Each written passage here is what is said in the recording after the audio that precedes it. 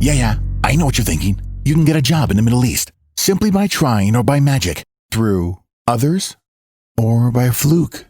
Remember that competition is everywhere. Some here, some there, but bam! Loy Machedo is the best.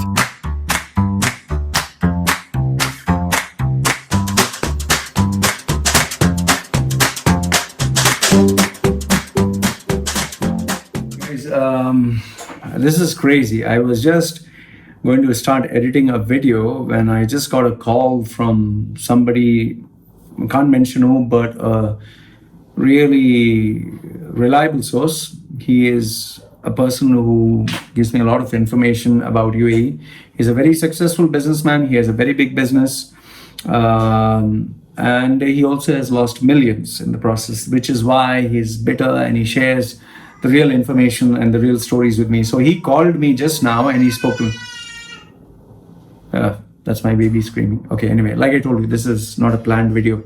So the guy called me and just shared, I took down my notes on the laptop, okay, because he was just talking. He said, Loy, I need to share this information quickly to you. So I'm just going to share this information with you with regards to what is happening. It's pretty shocking. That is why I don't want to keep it waiting for too long. This is what the information is. I don't want to take the name because, YouTube's policies, but you can Google search. There was this article in, I think, Gulf News, Khaleej Times, or National Paper of an... You see how crazy it is to have a baby? It's very hard. When you don't plan, it's very hard to make a video. Okay, let's just go on. Okay, I'll just keep it now. Annie, I'm making video. Okay, that's how I have to control. Okay, I'm keeping it live. Guys. Okay, no fake, nothing. So what he says in this is...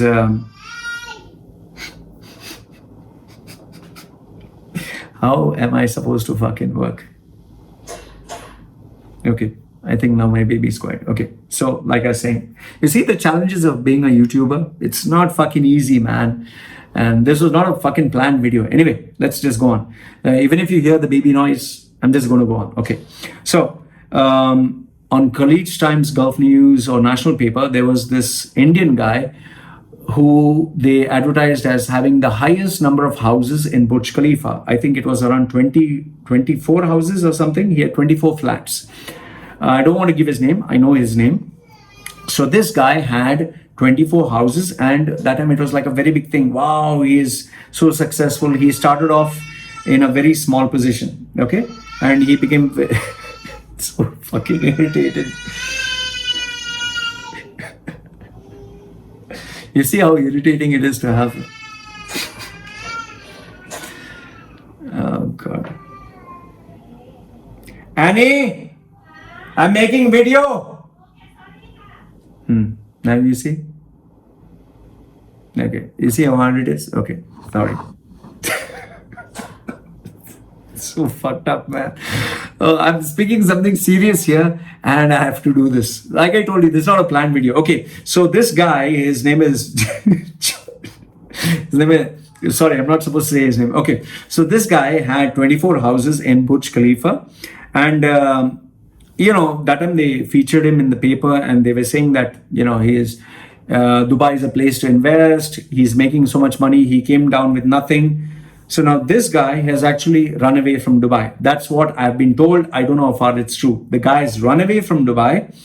And the reason for this is because Burj Khalifa or Emaar is charging a huge amount to maintain each flat. I asked him how much is it. He said, I have no idea, Loy, because I don't have a flat.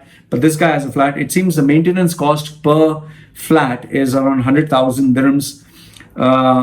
This guy is supposed to pay 2.4 million just maintenance charges, okay? And he had also taken a loan from the bank to purchase these apartments, which he was giving on rent. Now he cannot pay the service charges. He doesn't have money to pay the bank. So the best thing that he did is run away. He has not been in the country from February 2019, sorry. He has not been in the country from February 2019. This is so fucking hard, man. That's why you see why I have to plan out my videos. Okay. He has not been in the country from February 2019. So then I did ask him as to like, does he have any other information about him? It seems that the same guy had, he has shares of Cochin Airport. Now I don't know how does he get, but it seems the largest shareholder is Lulu, the owner of Lulu, and he's the second highest shareholder. Then I also, since he's a businessman, I said, okay, can you tell me what's happening in terms of UAE, what's happening out there, which is not published in the papers. This is the information that he gave me. He said, now there is a major loophole that employees have to be aware of. He said, if a company, now pay attention, if a company does not renew your employment visa, okay? If a company does not renew your employment visa and you don't get it cancelled and you don't get it complained about in the ministry, your end of service benefits, your gratuity will all be terminated. It'll be taken by the government and you will be deported. So please make sure that you share this information with each and every person who has an employment visa. If your employment visa is finished, your contract is finished, and they don't renew your visa, and you keep quiet about it, you don't complain to the ministry, the company will be fined a small amount, but you will lose your entire benefit, you lose your gratuity, and you will be deported. All the money will be seized by the government, all the end of service benefits, everything will be taken. He's saying now even bank loans are being tightened. People are not getting loans easily. Many people want to expand, they are not able to expand. It seems banks, this is a rumor. He told me, I don't know how far this is true. Now banks are going to make, it seems they are not going to accept any check less than 10,000 dirhams. I don't know why. This is what he said. It's a rumor. He has told me, Loy, this is not confirmed. And this man has been, it's like 3 generations in UAE. So he's saying we have never seen a situation like this until today. We have seen ups and downs in UAE, but not something like this. He also said that Emiratis, local Emiratis, working in various government positions, they themselves are saying they don't know what the fuck is happening, but they can't talk about it on social media because they can be in jail. Okay, they are very afraid to speak their mind out, so nobody's talking about it. I asked him, what do you think about Expo 2020? He said, Loy, I don't want to comment on it, but Expo 2020, if it is so amazing, why isn't the excitement reflected among people? Why is nobody talking about it? Why is nothing happening? It's only in the media. Day-to-day life, he's saying, just come down and meet any normal person. Nobody fucking cares about Expo 2020. Okay, he didn't say fucking, I'm saying. I asked him, are the expenses, how are the rents? He said, rents have come down. He said, lots of vacant flats, but the cost of living has gone seriously high. I asked him, what about the taxes? He said, good. He said, Loy, taxes for rich people like me, it's not a problem, but for a laborer who used to drink 1 dirham Pepsi, today it is like 150 or 2 dirhams. He can't afford it. He said, small salaried people cannot afford. School fees have gone up. The worthwhile schools like Emirates National School or Indian High School, which makes it affordable, they are just jam-packed. When the admission starts, there are lines. People sleep like 1 day in advance or 2 days in advance in the line. There is no place. Only expensive schools have vacant slots. He's saying the Indian schools, he doesn't even want to send his children there because he's saying it's like a cattle market. They just go in bulk. The teacher just some cheap shit salary. They just teach nonsense. There are too many supermarkets, too many hypermarkets, and it seems there are more than enough shopping malls. I asked him about the shopping mall in the middle of the Palm. He said that's totally ordinary. It's total bullshit. He's saying I went there was nothing there. A lot of Emiratis are given free rent for 2 years. No rent payment for 2 years, encouraging Emiratis to open. He says a lot of small grocery shop owners are now suffering.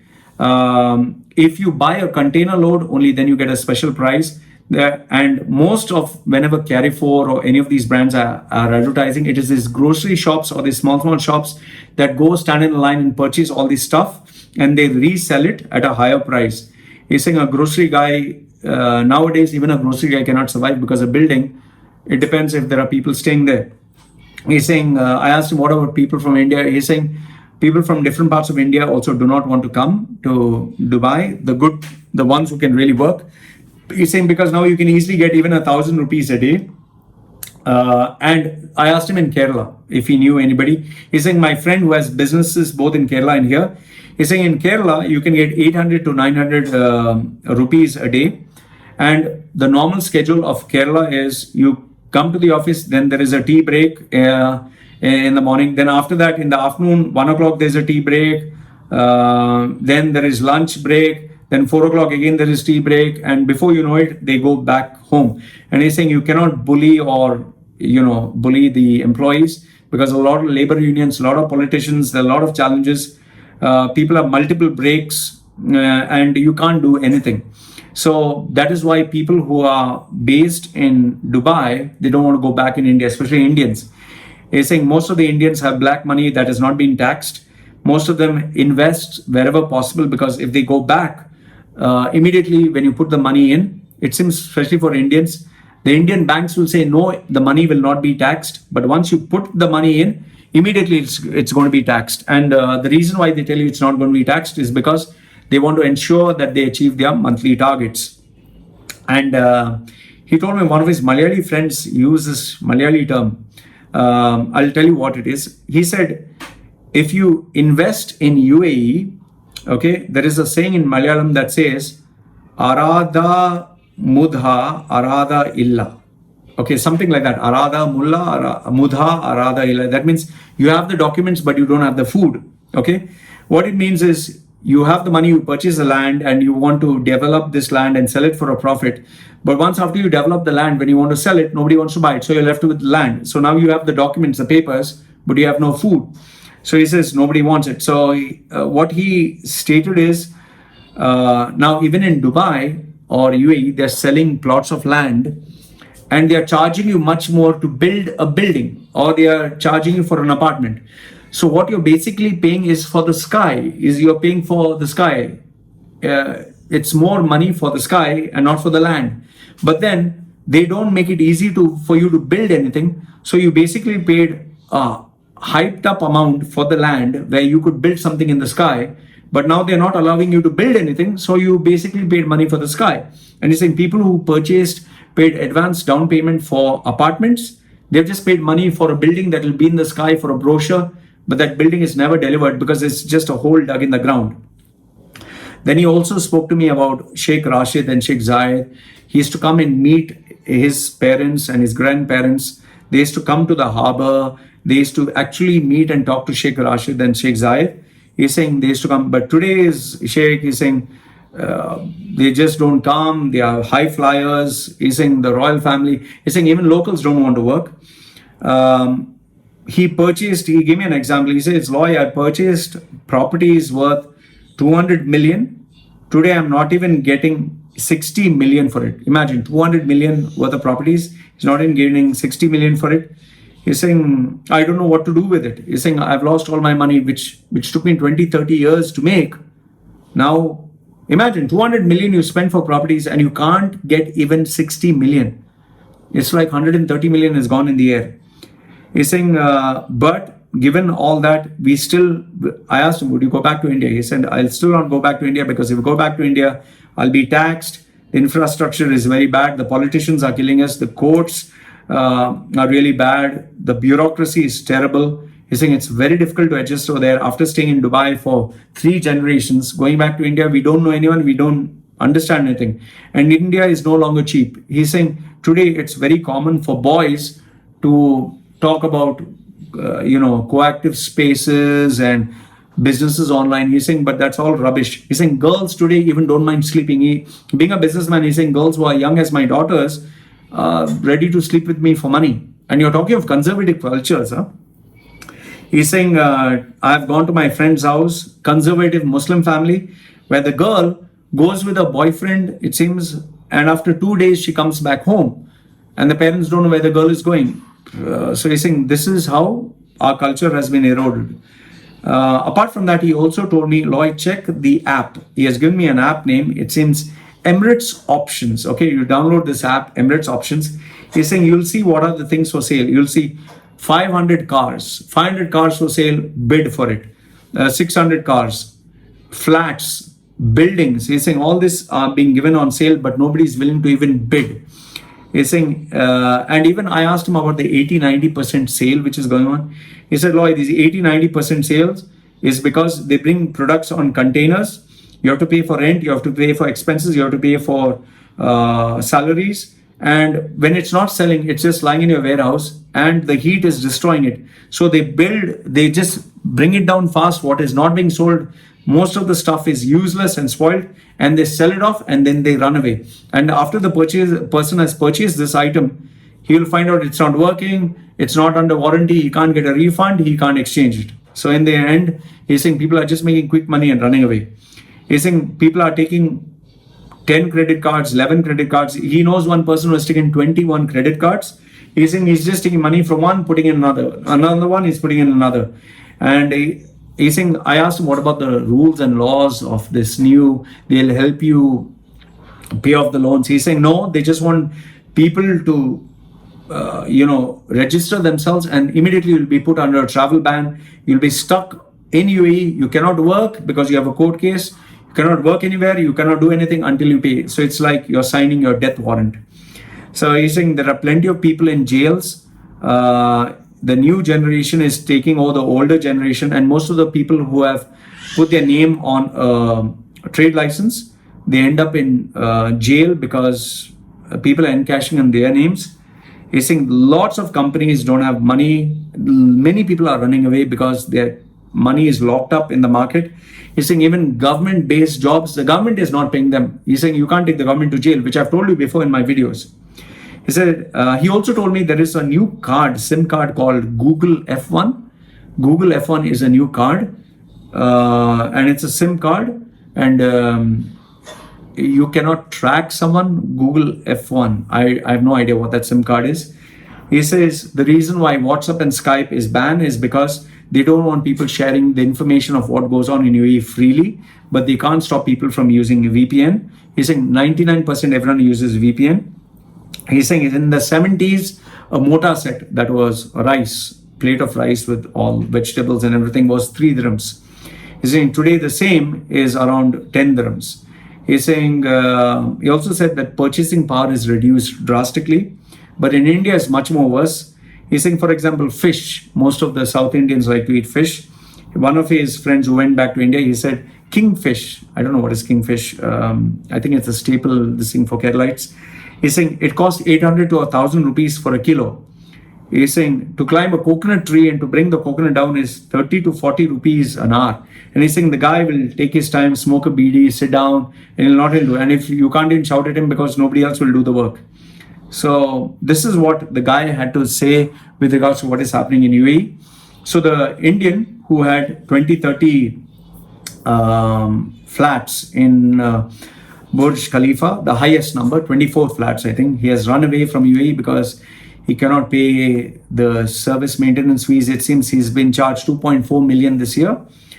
So, and I don't know how far this is true. So if you have any more information with regards to this, let me know. Like I told you, none of this information will be shared online. It's because you can be arrested. So people call and share this with me. And it seems Emiratis themselves are very afraid of sharing this information or talking about it because you can get arrested and jailed. So let me know what you think, guys. I just wanted to share with you. And I think my baby now will start screaming. Annie! Now my baby. You want to see my baby? I don't know if you want to see it. You can show baby.